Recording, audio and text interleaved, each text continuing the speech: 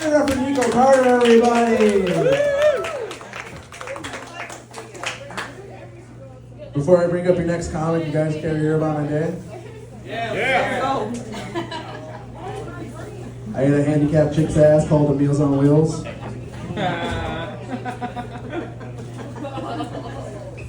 I like one-liner jokes. I try to write them, but I always end up with 3. That joke works better on paper. Anyway, your next comic, guys, please get ready to give it up for him. He's a very funny guy. Give it up for iLangoLaugh, everybody!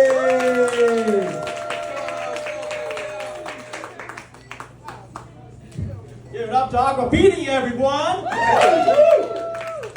Thank you, gracias. Me llamo iLangoLaugh. Soy indio.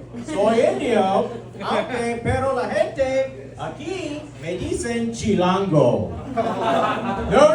No soy chilango. ¿Por qué me dicen chilango? Rosetta Stone, trust me, I do too. Hey, listen, thanks a lot for putting up with my bullshit Spanish and not telling me something like, go back to America, wayyyy, or something, you know? I really gotta stop the outfit too, there. You know, I was a Latino, now I'm back to Indian. All right, cool. Top button, you know? What I like, pendejo, right?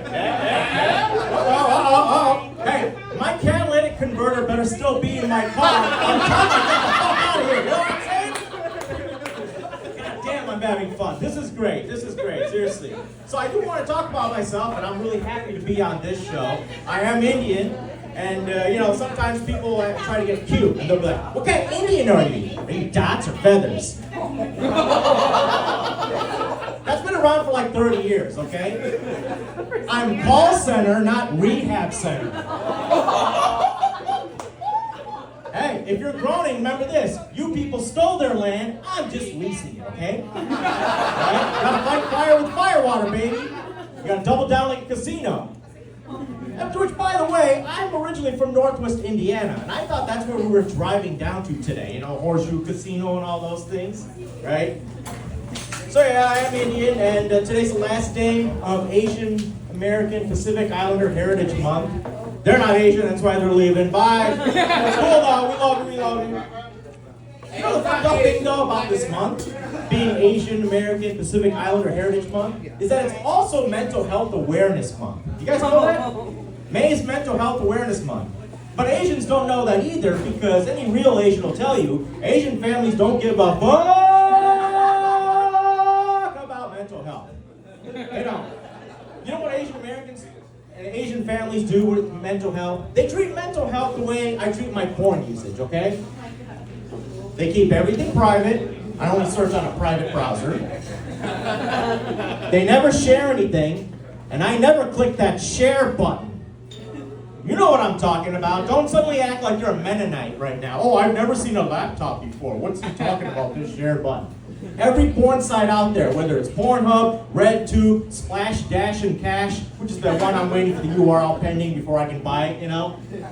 The porn clips have a share button below each one. And when you click on it, a Twitter, Instagram, and Facebook icons pop up. You know what I'm talking about. The question is, do you actually have friends in your life that have ever shared porn through social media? If you have, you need them on your side during the zombie apocalypse, okay? Because they ain't scared of shit. Not at all. But yeah, Asian families, they really don't care about that stuff. And, you know, me trying to cosplay Latino earlier, sorry about butchering Spanish and everything, I feel like we have something in common with Latinos, right? Because, like, Mexicans, for example, they use their children with chanclas. We use chumples. That's an Indian word for sandals. Mexicans are the hardest workers around. Indians are the hardest workers around in school.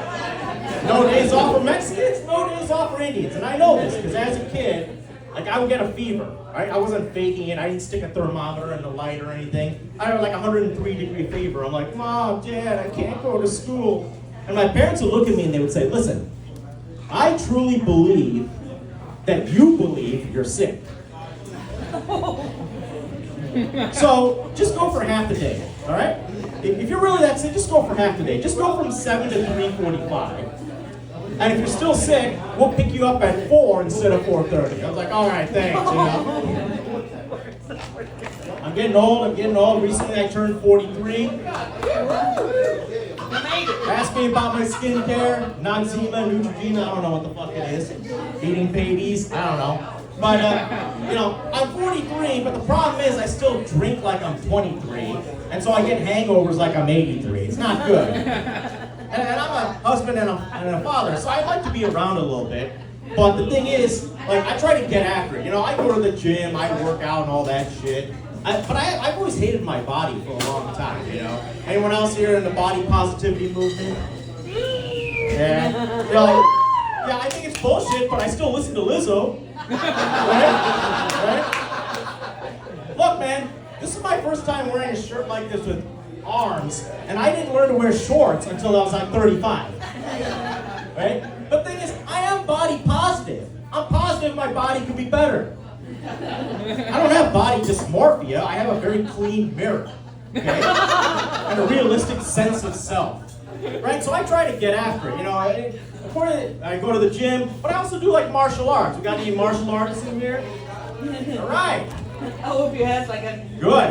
Well, I used to train in this weird, like, it was an Israeli fusion style with Western fighting. It was really aggressive. It was called Krav. Krav, make America great again. Thank you. Yeah. It was weird Israeli art. But the neat thing about it is there wasn't this overall rigid hierarchy and shit. You didn't have to like bow to your professor. You didn't have to take off your shoes on the mat. You didn't have to spend a shitload of money on a gi and stuff. You just go in and wear comfortable clothes. And I thought it was great. The only problem is in my first and my last Krav Maga class, I showed up wearing a Free Palestine shirt. Fucking threw me right out, man. If they had just waited for me to turn around on the back of the shirt, it said, Free Palestine, Ohio, from the oppression of poisoned water, right? None of those fuckers ever read a map. Well, obviously they didn't read a map. They don't respect borders. All right. Smarter crowd than I thought. This is great, man. No one's banned any votes here. So, but then I switched over to Brazilian Jiu-Jitsu, which goes by BJJ. No, that's real. That's But, you know, I call it IPP, Involuntary Pajama Pilates, okay?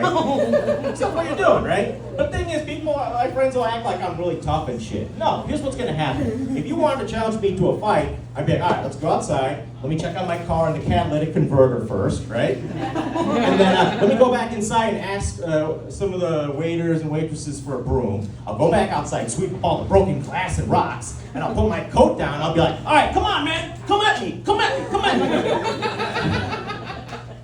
Don't worry, I'm not that tall. I was at no risk of kicking.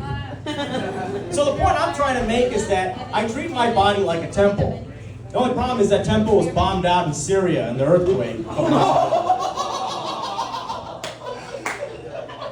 Oh, too soon? It happened in February. Let me tell you what else happened in February, okay?